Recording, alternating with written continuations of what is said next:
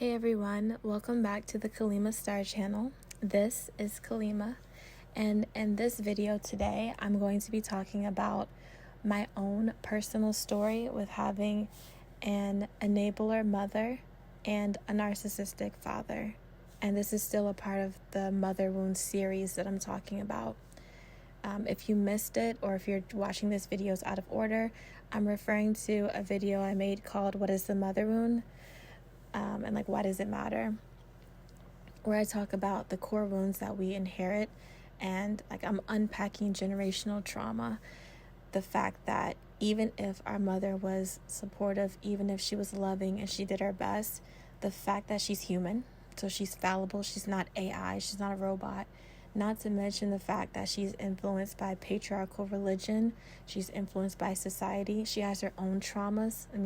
She didn't just spring into existence the day that we were born. She'd been a person, and before that she'd been a child as well, and she had been under the influence of her own mother and her own father and her own family and environment. So even if you feel like your mom did an excellent 10 out of 10 job, you still have been touched, you still have been influenced by a mother wound, because your friends have one, your grandmother has one, your neighbor has one, your teachers that were female have one, your teachers that were male had one, your boyfriend has one, your girlfriend, your non-binary friend has one.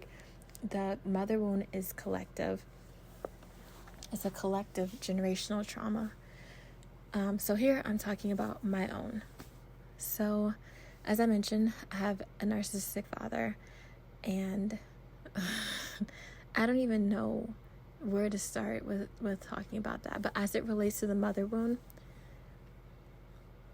I knew that my father was parasitic. By the time I was around 12, 13, I knew that he was off. I didn't know the word for it. I didn't, YouTube and social media didn't exist at that point.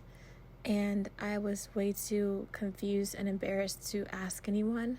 I thought, like most kids do, that he was reacting in response to me or to my mom or to the stress of work. I didn't know that that was actually who he was. And I know a lot of people online and in real life, they use narcissism as a synonym for toxic or harmful or emotionally unavailable or very bad. But in this way, I'm actually being quite specific. So I'm just going to run through a couple of traits that made me realize he had a very high degree of narcissism.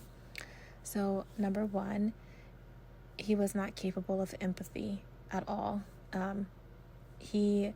I've actually never heard my father say I'm sorry or any variation of apology before. This is a wild thing to admit. Yeah, I've never. He doesn't even apologize for very simplistic things like, oh, I stepped on your foot, or oops, I'm 5 minutes late to pick you up. No, if he was 5 minutes late to do something, it would be because it was somehow another person's fault. It was actually your fault because you should have told me 2 days ago. You only reminded me one time. Well, you noticed I wasn't here, so then you should have made sure that I was here.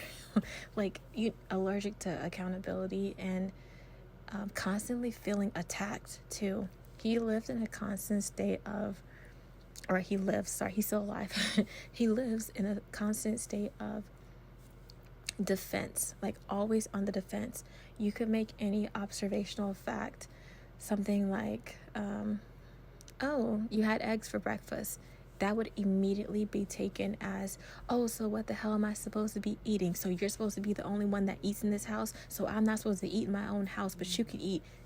You can obviously tell how that would be very taxing if that's an every single day type of thing to listen to, but it's very typical. The constant need for admiration, constant.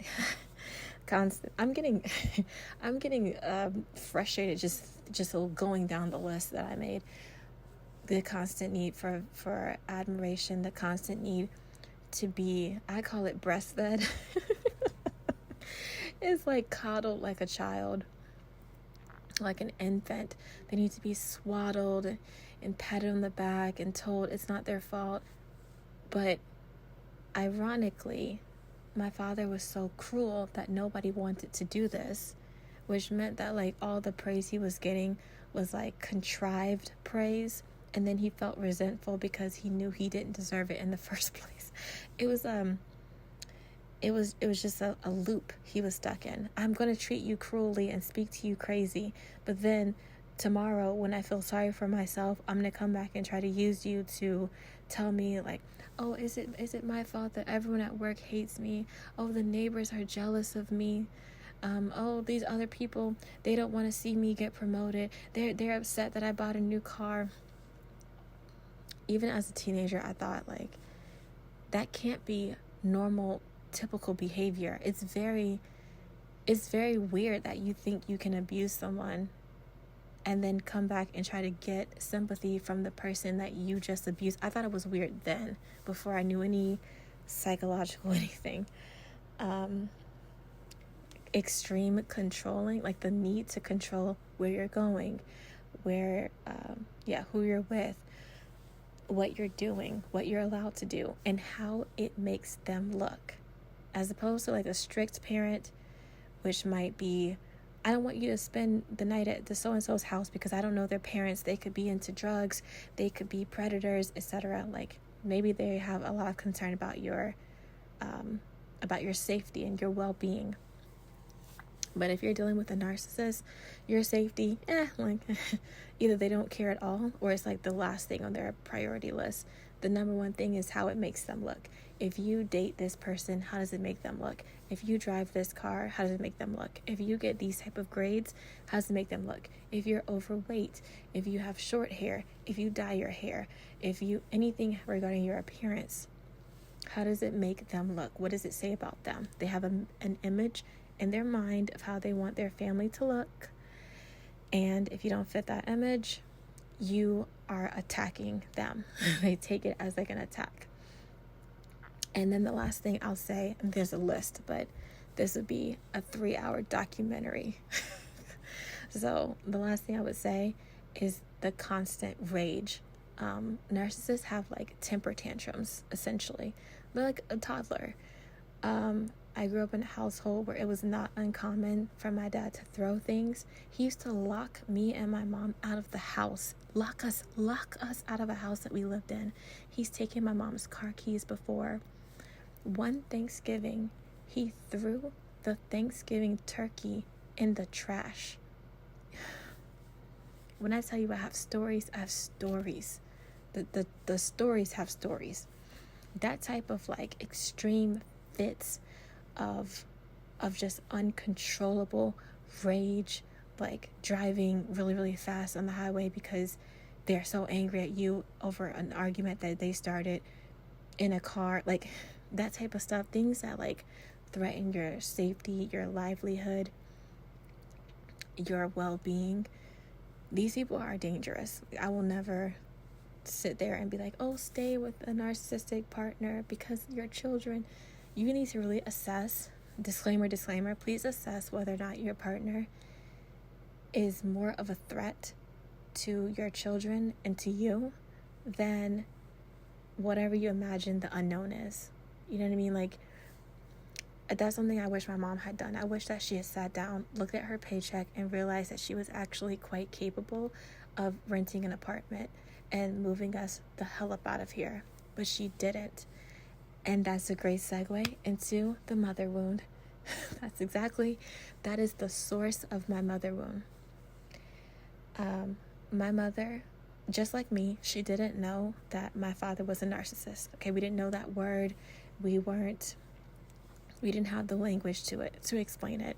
But also, my mom refused to tell anyone what was going on in this house, and she refused to allow me to report abuses, even the things that he did, like putting his hands on that man should be in jail behind bars. He should have been charged, and she would keep me home from school because she was nothing if not his public relations specialist. She covered up for him 366 days a year, okay? And in her mind, her reasoning was that the family stays together no matter what. You have family if you don't have anything else. And part of it is also informed by racism. So, to be fair, my father grew up, when he was in high school, schools were integrated because we're from the South. So he was in high school when integration happened. Before that, he lived in a totally segregated neighborhood. Everyone did. They had totally separate school buses, school systems, schools, everything. Okay. My mom went to integrated schools. She was born later. However, there is still like a mistrust of white people as individuals, but also any type of like white structure. So of course the police, of course the foster care system, of course social work and stuff like that. And to be honest, there is they are right to be cautious. They were cautious for the wrong reasons, but I do understand. I do have a level of compassion for my mom, of being afraid of what would happen if I told someone at school, or it was reported, like abuse was reported, and then I got put into a foster care home, and my abuse was even worse.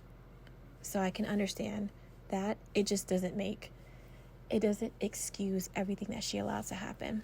So she was an enabler to my father, not because she was egging him on and she was giving him new ideas. There's new ways to abuse, not like that, but because she refused to stop it.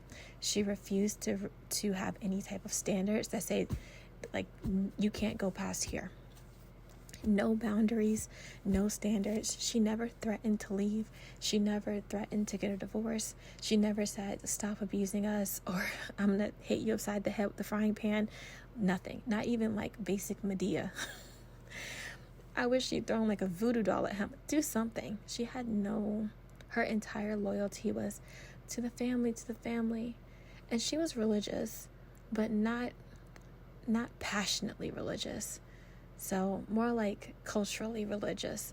Like, well, God is the head of the household, and Jesus will help us. Jesus will give us the strength to survive and to endure, right? Because Jesus always gives you the strength to endure suffering, but never the strength to stop your abuser.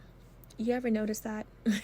You ever notice that the strength is never to just end the abuse, end the suffering, but it's just to continue to take more and more suffering? If your religion is set up like that, it's a cult. But okay, I digress. So that is my personal story with having an enabler mother and a narcissistic father, and the wounds and the trauma that I am healing as an adult, that I am refusing to just hide underneath the rug the same way my parents hid it, the same way my mother hid it. She wouldn't tell anyone, even other women, even her doctor. She wouldn't get a therapist, not tell her pastor or women at the church, nothing. She kept all this inside.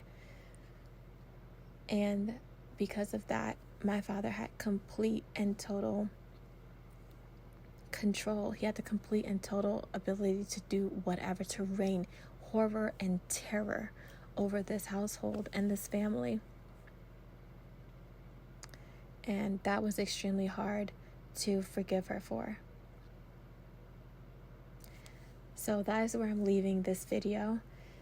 I would love to hear anything that you have to say, especially if you can relate to me, and if you have generational trauma of your own, mother wounds of your own, if you have a narcissistic family member. I definitely want to hear from you, because if it's one thing narcissists do, is keep you isolated. They make you feel so ashamed and so embarrassed, that, especially when you're young, because you don't understand, why are they yelling? Why are they hurting you? Why are they harming you? It looks so different from the messages we're seeing on TV. Everyone's smiling up on the Hallmark Channel, and then your house is a hellhole, and you don't know why. It produces a lot of confusion and a lot of shame. So here, I'm just laying it all out, and I hope that you'll join me, and I will see you in the next video.